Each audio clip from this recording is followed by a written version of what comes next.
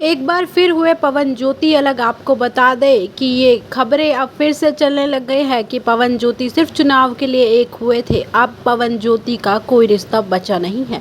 आपको बता दें इसके साथ कि ज्योति सिंह ने पवन सिंह को इंस्टाग्राम से अनफॉलो कर दिया है। इसके साथ हम आपको ये भी बताएंगे कि इस वीडियो में ऐसा क्या खास होने वाला है जो कि आपको कहीं जानने सुनने नहीं मिलेगा। इसलिए आप इस वीडियो को लाइक कर हमारे चैनल को सब्सक्राइब जरूर करें। दोस्तों, जैसे कि आप सभी को पता है कि पवन ज्योति पर तमाम इल्ज़ाम लगाए जाते आए हैं अब तक।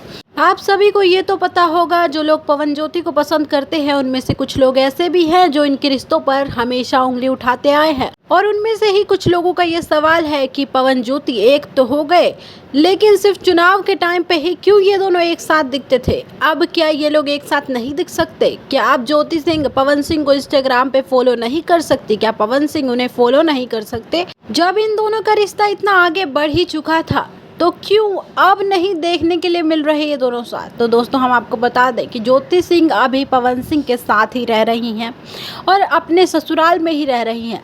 लेकिन हर चीज़ सोशल मीडिया पर डालने वाली चीज़ें नहीं होती। जब चुनाव का टाइम चल रहा था तब इन लोगों ने दिखाया कि ये दोनों एक है। लेकिन हाँ, मैं इसके साथ ये भी बोलना चाहूँगी कि जैसे ये लोग पहले एक्टिव थे उस तरीके से नहीं, लेकिन फिर भी कुछ पोस्ट लाए जो कि फैंस चाहते हैं कि भाई जैसा ये पहले थे या अब है या नहीं। क्योंकि फैंस का दिल जीतना इतना आसान नहीं है इन लोगों के लिए, क्योंकि ये लोग काफ़ी अर्जे से एक दूसरे से दूर रहे हैं और फैंस इस बात पे विश्वास नहीं कर पाते कि पवन सिंह का रिश्ता किसी के साथ टिक सकता है। इसलिए फैंस को चाहिए कि ये लोग हमेशा अपडेट देते रहे और बताते रहे कि हमारा रिश्ता सही है और कुछ पोस्ट लाते रहे फैंस के लिए। इस सब पर आप क्या कहना चाहेंगे? आप हमें नीचे कमेंट बॉक्स में अपनी राय ज़रूर दे सकते हैं। मिलते हैं नेक्स्ट वीडियो में अगली अपडेट के साथ।